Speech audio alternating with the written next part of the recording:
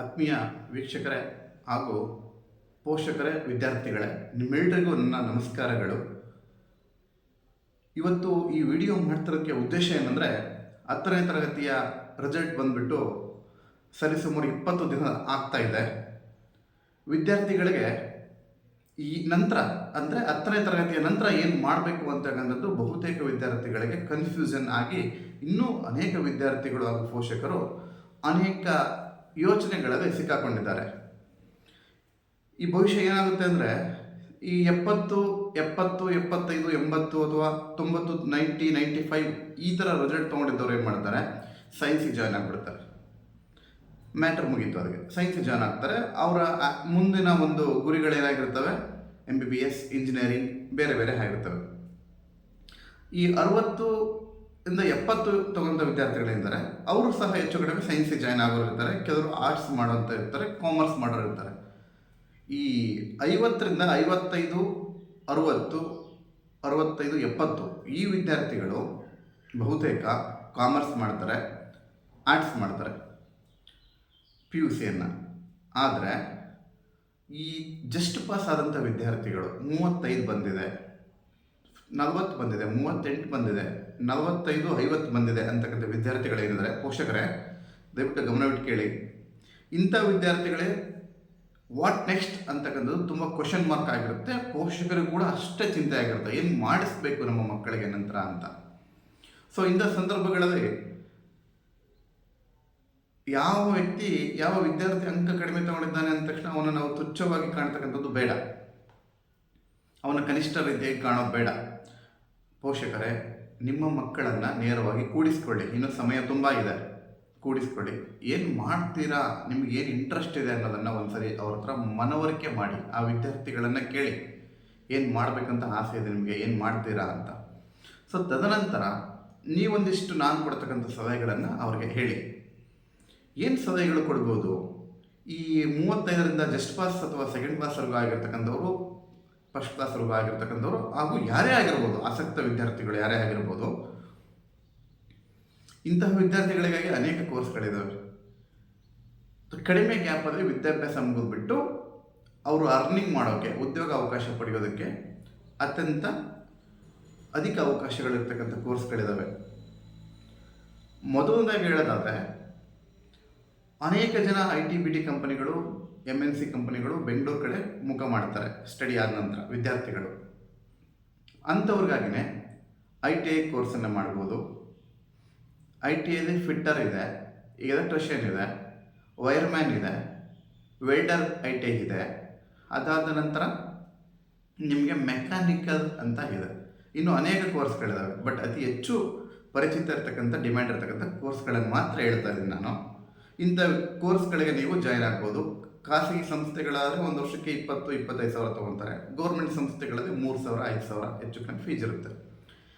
ಇದು ಬೇಡ ಅಂದರೆ, ಇದಕ್ಕಿಂತ ಸ್ವಲ್ಪ ಪರವಾಗಿಲ್ಲ, ನಾನು ಏನೋ ಒಂದು ಮಾಡ್ತೀನಿ ಅಂತಕ್ಕಂಥ ವಿದ್ಯಾರ್ಥಿಗಳಿದ್ದರೆ ಅವರು ನೇರ ಡಿಪ್ಲೊಮಾಕ್ಕೆ ಜಾಯ್ನ್ ಮಾಡಿಸ್ಬೋದು. ನೀವು ಡಿಪ್ಲೊಮಾ ಜಾಯ್ನ್ ಮಾಡಿಸೋದಾದರೆ ಸೇಮ್ ಅದು ಕೂಡ ಗೌರ್ಮೆಂಟ್ ಕಾಲ್ ಫಾರ್ ಆಗುತ್ತೆ, ಟೆಕ್ನಿಕಲ್ ಬೋರ್ಡಿಂದ ಕಾಲ್ ಫಾರ್ ಆಗುತ್ತೆ.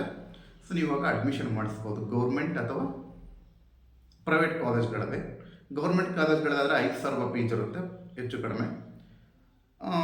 ವಾರ್ಷಿಕವರು ಹೆಚ್ಚು ಕಡಿಮೆ ಹಾಕ್ಬೋದು. ಅದು ನಂತರ ನೀವು ಪ್ರೈವೇಟ್ ಕಾಲೇಜ್ಗಳ ಹೋದರೆ 15-20 ಸಾವಿರ, 25 ಸಾವಿರ, ಅದು ಹೇಳೋಕ್ಕಾಗಲ್ಲ, ಆ ಇನ್ಸ್ಟಿಟ್ಯೂಷನಿಗೆ ಬಿಟ್ಟ ವಿಚಾರ ಆಗಿರುತ್ತೆ. ಸೊ ನೀವು ಆ ಡಿಪ್ಲೊಮಾಗಳ ಸ್ವಲ್ಪ ಡಿಮ್ಯಾಂಡೆಡ್ ಕೋರ್ಸನ್ನು ನೋಡೋದಾದ್ರೆ, ನೀವು ಯಾವ ಥರದ ಡಿಮ್ಯಾಂಡೆಡ್ ಕೋರ್ಸ್ಗಳನ್ನು ನೋಡ್ಬೋದು ಆ ಡಿಪ್ಲೊಮಾಗಳಲ್ಲಿ ಅಂದರೆ, ನೀವು ಸಿವಿಲ್ ಡಿಪ್ಲೊಮೋವನ್ನು ಮಾಡ್ಬೋದು, ಎಲೆಕ್ಟ್ರಿಕಲ್ ಡಿಪ್ಲೊಮೋವನ್ನು ಮಾಡ್ಬೋದು, ಎಲೆಕ್ಟ್ರಾನಿಕ್ ಡಿಪ್ಲೊಮೋವನ್ನು ಮಾಡ್ಬೋದು. ಅದಾದ ನಂತರ ನೀವು ಏರೋನಾಟಿಕಲ್ ಡಿಪ್ಲೊಮೋವನ್ನು ಮಾಡ್ಬೋದು. ಮತ್ತು ಅದು ಬಿಟ್ಟರೆ ಆಟೋಮೊಬೈಲ್ ಡಿಪ್ಲೊಮೋವನ್ನು ಮಾಡ್ಬೋದು. ತದನಂತರ ನಿಮಗೆ ಅದನ್ನು ಹೊರತುಪಡಿಸಿ ಮತ್ತೆ ಹೇಳೋದಾದರೆ ನಿಮಗೆ ಕಂಪ್ಯೂಟರ್ ಸೈನ್ಸ್ ಡಿಪ್ಲೊಮೋವನ್ನು ಮಾಡ್ಬೋದು. ಈ 2 ಹಂತದ ಕೋರ್ಸ್ಗಳು ಒಂದು ಕಡೆ ಆದವು ವೀಕ್ಷಕರೇ. ಅದೇ ರೀತಿಯಾಗಿ ನಂತರದಲ್ಲಿ 10th ಮುಗಿದ ತಕ್ಷಣ ನೀವು ಪ್ಯಾರಾಮೆಡಿಕಲನ್ನು ಮಾಡೋಕ್ಕೂ ಕೂಡ ಅವಕಾಶ ಇದೆ. ಪ್ಯಾರಾಮೆಡಿಕಲ್ ಕೋರ್ಸ್ಗಳನ್ನು ನೀವು ಲ್ಯಾಬ್ ಟೆಕ್ನಿಷಿಯನ್, ಎಕ್ಸ್ರೇ, ಸೊ ನಿಮಗೆ ಮತ್ತು ಆ ಥರದ ಬೇರೆ ಬೇರೆ ಅನೇಕ ವಿವಿಧ ಕೋರ್ಸ್ಗಳಿದ್ದಾವೆ. ಆ ಕೋರ್ಸ್ಗಳಿಗೆ ಕೂಡ ನೀವು ಜಾಯ್ನ್ ಆಗ್ಬೋದು. ನಿಮ್ಮ ಹತ್ತಿರವಾದ ಯಾವುದಾರ ಒಂದು ಇನ್ಸ್ಟಿಟ್ಯೂಷನ್ಗೆ, ಪ್ಯಾರಾಮೆಡಿಕಲ್ ಇನ್ಸ್ಟಿಟ್ಯೂಷನ್ಗೆ ಹೋದರೆ ಸಂಪೂರ್ಣವಾದ ಮಾಹಿತಿಯನ್ನು ಅಲ್ಲಿರ್ತಕ್ಕಂಥ ಸಿಬ್ಬಂದಿಗಳು ನಿಮಗೆ ಕೊಡ್ತಾರೆ ವೀಕ್ಷಕರೇ. ತದನಂತರ ನೀವು ನೋಡೋದಾದ್ರೆ ಮತ್ತೇನು ಮಾಡಿಸ್ಬೋದು,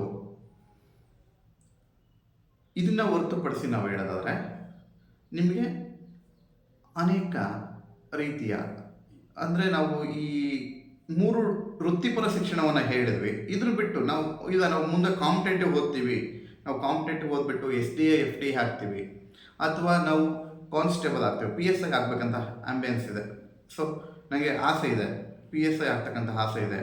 ಈ ಥರ ವಿದ್ಯಾರ್ಥಿಗಳು ಏನು ಮಾಡ್ಬೋದು ಅಂದರೆ ಖಂಡಿತ PUC ಆರ್ಟ್ಸನ್ನು ತೊಗೋಬೋದು. ನೀವು PUC ಆರ್ಟ್ಸನ್ನು ತೊಗೊಂಡ್ರೆ ಅಥವಾ ಕಾಮರ್ಸ್ ಕೂಡ ತೊಗೋಬೋದು, ನೋ ಪ್ರಾಬ್ಲಮ್, ನಿಮ್ಮ ಆಸಕ್ತಿ.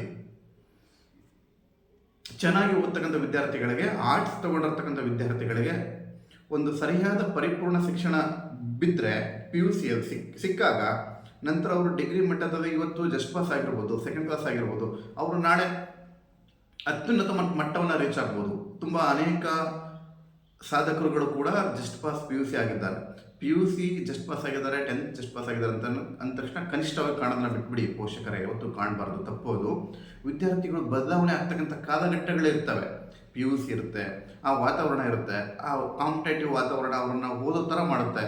ಇಂಥ ವಿದ್ಯಾರ್ಥಿಗಳು ಅನೇಕ ರೀತಿ ನಿಮ್ಗೆ ಕಾಣಿಸಿರ್ತಾರೆ. ನೀವು ಇದನ್ನು ಮಾಡಿಸ್ಬೋದು. PUC ಆದ ನಂತರ ಅವನು ಡಿಗ್ರಿ ಮಾಡ್ಬೋದು, ಆ ವಿದ್ಯಾರ್ಥಿ ಡಿಗ್ರಿ ಆದ ನಂತರ ಕಾಂಪಿಟೇಟಿವ್ ಎಕ್ಸಾಮ್ ತೊಗೋಬೋದು, ಡಿಗ್ರಿ ಆದ ನಂತರ FDA UPSC ಎಕ್ಸಾಮ್ಗಳು, KS ಎಕ್ಸಾಮ್ಗಳನ್ನು ತೊಗೋಬೋದು, PSI ಎಕ್ಸಾಮ್ಗಳನ್ನು ತೊಗೋಬೋದು, PDO ಎಕ್ಸಾಮ್ಗಳನ್ನು ತೊಗೋಬೋದು. ಅನೇಕ ರೀತಿಯ ಎಕ್ಸಾಮ್ಗಳನ್ನು ತೊಗೊಳಕ್ಕೆ ಅವ್ರಿಗೆ ಅವಕಾಶ ಇರುತ್ತೆ. Competition CET through. ತದನಂತರ ನಾವು PUCನ ಮುಗಿದ ತಕ್ಷಣ ನಾವು ಏನೇನು ಕೆಲಸಗಳು ಆಗ್ತೀವಿ ಅಂದರೆ, ನೀವು ಪೊಲೀಸ್ ಕಾನ್ಸ್ಟೇಬಲ್ ಆಗ್ಬೋದು, ಅನೇಕ ರೀತಿಯ ಕಾನ್ಸ್ಟೇಬಲ್ ಆಗ್ಬೋದು, ಬೇರೆ ಬೇರೆ ನಿಮಗೆ ಸೆಕೆಂಡ್ ಡಿವಿಷನ್ ಕ್ಲರ್ಕ್ಗಳಿಗೆ ಅಪ್ಲಿಕೇಶನ್ ಹಾಕ್ಬೋದು.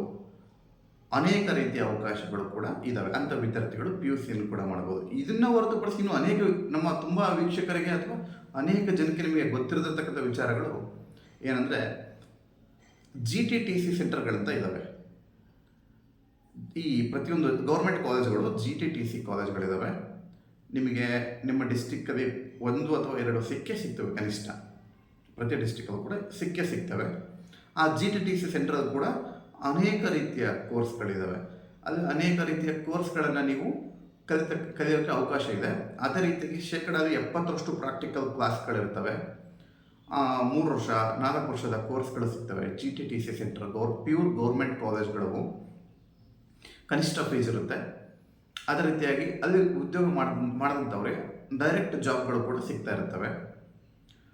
ಇದನ್ನು ಮತ್ತೆ ಬಿಟ್ಟು ನೀವು ಹೇಳಿದರೆ ನರ್ಸಿಂಗ್ಗಳನ್ನು ಮಾಡ್ಬೋದು. ನರ್ಸಿಂಗ್ ಕೋರ್ಸನ್ನು ಕೂಡ ಮಾಡ್ಬೋದು ವೀಕ್ಷಕರೇ. ನಿಮ್ಮ ಮಕ್ಕಳಿಗೆ ಒಂದು ಸಾರಿ ಕೂಡಿಸ್ಕೊಂಡು ಏನು ಮಾಡಬಹುದು ಅಂತಕ್ಕಂಥದ್ದನ್ನು ಅವ್ರ ಹತ್ರ ಡಿಸ್ಕಷನ್ ಮಾಡಿ. ಫಸ್ಟ್ ಅವರ ಆಸಕ್ತಿಯನ್ನು ಕೇಳಿ, ನಂತರ ನೀವು ಇಂತಿಂಥ ಕೋರ್ಸ್ಗಳನ್ನು ಮಾಡ್ಬೋದು ಅಂತ ಮನವರಿಕೆ ಮಾಡಿಕೊಡಿ. ತದನಂತರ ಅವರಿಗೆ ಯಾವುದರಲ್ಲಿ ಆಸಕ್ತಿ ಇರುತ್ತೋ ಅದೇ ಕೋರ್ಸನ್ನು ಮಾಡಿಸಿ. ಯಾಕಂದರೆ ನೀವು ಬೇಕಾದಂಥ ಸಹಾಯ ಮಾಡ್ಬೋದು. ನಿಮ್ಮ ಮಕ್ಕಳಿಗೆ ಅಡ್ಮಿಷನ್ ಮಾಡಿಸ್ಬೋದು, ಒಳ್ಳೆ ಕಾಲೇಜು ಫೀಸ್ ಕಟ್ಟಿ ನೀವು ಅಡ್ಮಿಷನ್ ಕೊಡಿಸ್ಬೋದು, ಒಳ್ಳೆ ಪುಸ್ತಕ ಬುಕ್ಗಳನ್ನು ಕೊಡಿಸ್ಬೋದು, ಓಡಾಡೋಕ್ಕೆ ಬೈಕ್ ಕೊಡಿಸ್ಬೋದು. ಆದರೆ ಓದ್ತಕ್ಕಂಥವ್ರು ಬರ್ತಕ್ಕಂಥವ್ರು ನಿಮ್ಮ ಮಕ್ಕಳು, ಪೋಷಕರೇ ಗಮನದಲ್ಲಿಟ್ಕೊಳ್ಳಿ. ಅವರಿಗೆ ಆಸಕ್ತಿ ಇರತಕ್ಕಂಥದ್ದನ್ನೇ ಮಾಡಿಸಿ. ದಯವಿಟ್ಟು ನೀವೇನೋ ಒಂದು ಅಕ್ಕಪಕ್ಕದವರೆಲ್ಲ ಸೈನ್ಸ್ ಮಾಡಿಸ್ತಿದ್ದಾರೆ, ಡಿಗ್ನಿಟಿ ಏನೋ ಒಂದು ಅಂದ್ಕೊಂಡು ಸೈನ್ಸ್ ಮಾಡಿಸ್ತೀರಾ ಅಂದರೆ ನಾಳೆ ವಿದ್ಯಾರ್ಥಿಗಳು ತುಂಬ ಕಷ್ಟಪಟ್ಟು ಅವನಿಗೆ ಆಸಕ್ತಿ ಇದ್ದಾನೆ ಡಿಸ್ಕಂಟಿನ್ಯೂ ಆಗೋ ಚಾನ್ಸಸ್ ಇರುತ್ತೆ. ಸ್ಟಡಿನೇ ಬೇಡ ಅಂತ ಬಿಟ್ಬಿಡ್ತಾರೆ, ಅಟಿ ಮಾಡ್ತಾರೆ. ಆ ಮಕ್ಕಳುಗಳು ಹಠ ಮಾಡಿದಾಗ ನೀವು ಏನೂ ಮಾಡೋಕ್ಕಾಗೋದೇ ಇಲ್ಲ. ಸೊ ಅವನಿಗೆ ಸ್ಟಡಿ ಸ್ಟಾಪ್ ಆಗಿಬಿಡುತ್ತೆ. ಹಾಗಾಗಿ ಅವನಿಗೆ ಆಸಕ್ತಿ ಇರತಕ್ಕಂಥ ವಿಷಯಗಳನ್ನು ನೀವು ಜಾಯಿನ್ ಮಾಡಿಸ್ಬಿಡಿ. ಇದು ತುಂಬ ಒಳ್ಳೆಯದು. ನೀವು ಇದನ್ನು ಹೊರತುಪಡಿಸಿ ನೀವು ಹೇಳಿದರೆ ನಿಮಗೆ ಈ ಫೈರ್ಮ್ಯಾನ್ ಕೋರ್ಸ್ಗಳು ಸಿಗ್ತವೆ. ಫೈರ್ಮ್ಯಾನ್ ಕೋರ್ಸ್ಗಳನ್ನು ಕೂಡ ನೀವು ಜಾಯಿನ್ ಮಾಡಿಸ್ಬೋದು ಮಕ್ಕಳುಗಳಿಗೆ. ಇದೇ ರೀತಿ ಅನೇಕ ರೀತಿಯ ಕೋರ್ಸ್ಗಳು 10th ಆದ ನಂತರ ಸಿಗ್ತವೆ.